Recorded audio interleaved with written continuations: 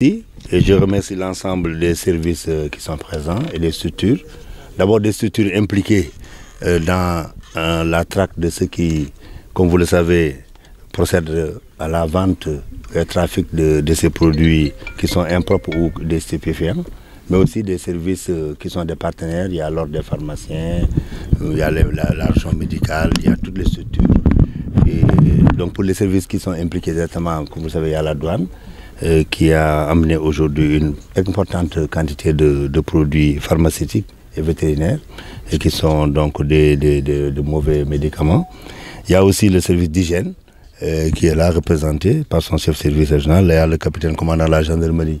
qui représente aussi la gendarmerie. Il y a le service régional de commerce qui a aussi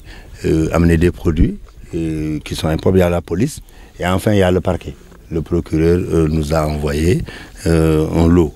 Au total, nous avons pour les produits pharmaceutiques environ 3 tonnes 900 pour les produits pharmaceutiques et vétérinaires qui sont de mauvaise qualité. Pour les produits impropres à la consommation, nous avons 1 tonne 850, donc disons à peu près 2 tonnes donc, de produits impropres à la consommation. Vous savez que les gens profitent parfois des manifestations, des événements religieux et tout cela pour écouler ces produits ou bien même avec la complicité de certains commerçants véreux, ils écoulent ces produits à l'intérieur du marché. C'est pourquoi nous n'insisterons jamais assez sur la nécessité de la sensibilisation pendant les grands regroupements de faire attention à cela. Nous avons aussi, et ça c'est très grave quand on sait tous les efforts que l'État fait et que les transporteurs font, le gasoil frélaté mélangé pour une valeur de 1920 litres, c'est-à-dire presque 2000 litres de gasoil qui est impropre à la consommation, qui est vendu, que vous pouvez acheter, comment je peux acheter, que nous pouvons mettre dans nos véhicules après. C'est nos véhicules que nous perdons, c'est nos moteurs que nous perdons, et avec des risques d'accident. Je ne parle pas de tous les dégâts qui peuvent en être les conséquences. Pour ce qui concerne la drogue à proprement parler, c'est 500 kg environ de chanvre indien. 300 kg saisis par la gendarmerie et 200 qui sont au niveau du parquet qui vont nous parvenir. Voilà un peu au total tout ce que nous avons reçu ici. Et comme la quantité commençait un peu à déborder, à gêner les services qui en sont les détenteurs, nous avons donc décidé de faire cette cérémonie d'incinération. À l'image d'ailleurs, à l'instar de M. le ministre de l'Intérieur qui le fait régulièrement et des autres structures. Donc vraiment, nous invitons la presse vraiment à nous aider à continuer sur la sensibilisation. Nous savons que vous êtes en première ligne dans cela. Il ne se passe pas un jour sans que nous puissions voir dans la presse donc, la relation de tout ce qui se passe avec la drogue, les méfaits, avec tout ce qui advient ensuite. Vous en faites de longs étalages dans vos journaux, que ce soit des journaux écrits, que ce soit la presse écrite ou la presse parlée. Mais je pense que la sensibilisation doit continuer. Elle doit continuer au regard des méfaits que cela fait.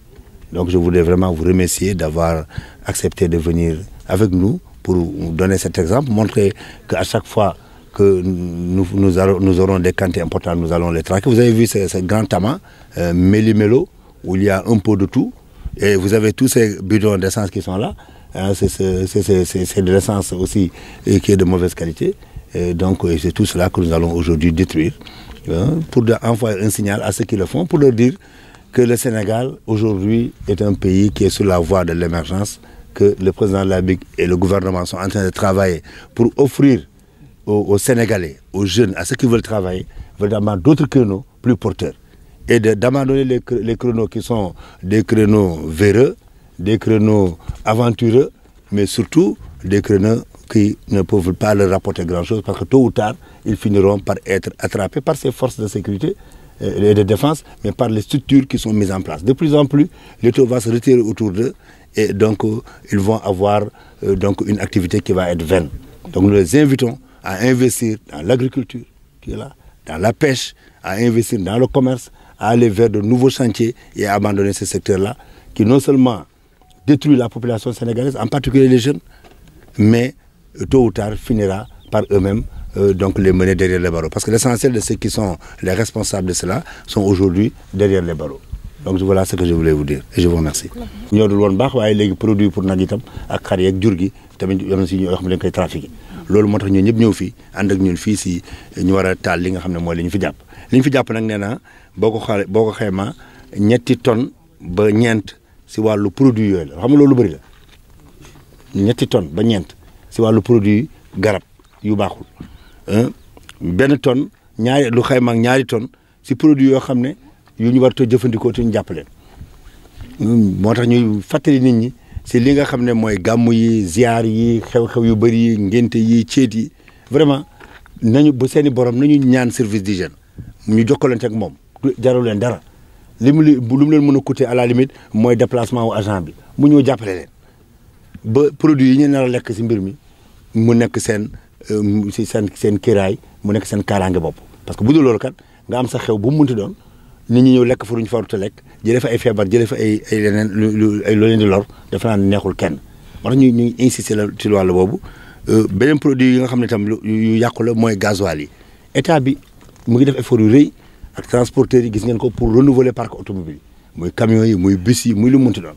ñu ngi defar tëli yi autoroute yi Sénégalais yi di gën a am yaakaar si seen système de transport bu fekkee nag dañuy def ay produits yooyu ba pare mu am ñoo xam ne dañuy ñëw ay saay-saay yuy jaay essence yu baaxul mu yàq moteur oto yi di yàq effort yooyu nga ñëw leb si banque jël benn oto ñu def si essence bu baaxul sa oto yàqu muy sa yaakaar tas loolu defe naa ne ñi koy def loolu ba bu ñu leen war nañ wër jàpp leen loolu moo tax tam service yi nga xam ne ñoo koy toppatoo ñu ngi koy def drogue bi nag waxi nopp loolu moom dafa yàgg ñu ngi siy xeex bu yàgg ba tey waaye ñi koy def nañu xam ne fi mu nekk nii jaay yàmba ak yeneen drogue yi dem si ZAC yi dem si DAC yi domaine agricole communautaire yi dem si PRODAC yi béy foofu yeneen produits yi nga xam ne nit ñi bëgg nañ ko ceeb baa ngi fii diwlin baa kii du mu tudd dans la vallée gerte baa ngi fii boo demee si fu ne le président bi def na ay projets yu bëri ANIDA ngi fii ak ñeneen bëgguma publicité maanaam mboolem politique agricole bu ardi le gouvernement teg pour wax nit ñi ñu béy wala ngay dem di béy nag loo xam ne bu ñu la si jàppee sa yëpp yàqu muy loraange pour population bi nga béy loo xam ne yow dina la amal njëriñ ba pare amal réew mi njëriñ amal dëkk bi yëpp njëriñ amal njaboot gi njëriñ am si mu am barke si yow donc moo tax loolu tamit am na si li nga xam ne nag mooy fi ñu jeexale mooy drogue bi yamba bi wax naa ne vraiment mu ngi yàq xale yi te ñi si nekk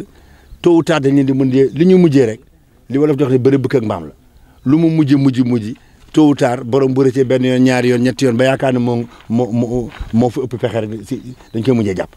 donc loo xam ne boo ko defee amal lu la njëriñ di lor sa askan di mujjee lor sa njaboot nga bàyyi ko di def li nga xam ne moo la amal njëriñ moo tax ñu ngi ñaax ñëpp ñu góorgóorlu xam ne réew mi tey fu mu toll mooy ku nekk na nga yëngatu si luy amal réew mi njëriñ amal la njëriñ amal askan wi njëriñ te lépp luy lor réew mi lor askan yi nga sori ko parce que boo ko soriwul service yi ma àndal nii seen rôle mooy taxaw wër la ba foo mënti laqatu ñu génn la fa yow ak sa liggéey ñu def la hors d'état de nuire maanaam dootoo mën a yàqal kenn loolu mooy li nga xam ne mënoon naa ko wax bëggoon naa ko wax di profité nag di gërëm service yi nga xam ne guddi bëccëg suba ngoon ñu ngi si àll bi buy taw lu taw bi gën a tar lu ngelaw li gën a bëri lu suuf si gën a tàng ci la ñuy ñoom a gën parce que xam nañu saa yi si moment boobu la ñuy jóg fi ñu yaakaaru ni dañuy jóg ci le service ñëw moo tax maa ngi si profité pour féliciter mbooleem personnel douane mon colonel mbooleem personnel gendarmerie mbooleem personnel service d'hygiène mbooleem personnel police mbooleem service commerce ak mbooleem kuréel yi nga xam ne ñoom ñëpp ñu ngi liggéey si loolu pour que ñu gën leen a ñaax xam leen ne que li ñuy def am na ñu ko xamul waaye ñu ngi yore askan bi yore na leen njukkal si wàllu seen taxawaay di gën a ñaax si loolu ndax nag aar sa askan yor soldat bu taxaw si frontière di aar askanam ak soldat économie bi aar koom-koomu réew mi nga xam ne mooy tax réew mi taxaw ku si nekk ñoom am nga mission bu am solo donc ñu ngi leen di demander ngeen transmettre ñu loolu te xamal leen itam région yi ñu nekk yu benn région Thiès dafa bëri ay zones yoo xam ne si wàllu frange côtière bi si wàllu tefes yi si gaal yi ak tappale yi dafa bëri am na benn kilifa diine moo doon wax nag borom ndar moom ndar waaye mënu génne caay-caay ci biir ndar ñun nag waxuma ne dañ génne caay-caay waaye nañ leen wër rëbb leen jàpp leen ba delloo li nga xam ne teg leen si yoon pour mën a aar ñeneen ñi des si population yi jërë ngeen jëf wa salaam